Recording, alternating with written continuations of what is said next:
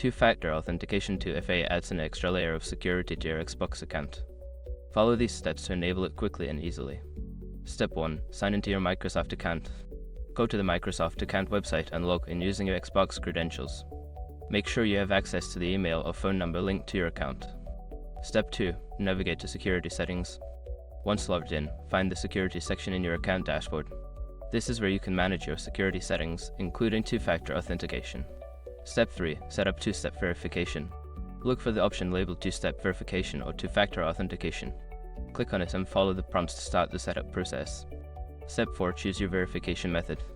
You will be asked to select a verification method, such as receiving a code via text message or using an authenticator app.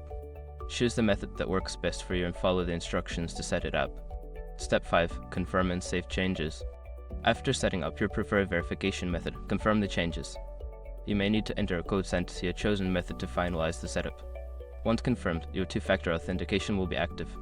By following these steps, you can enhance the security of your Xbox account and protect your gaming experience.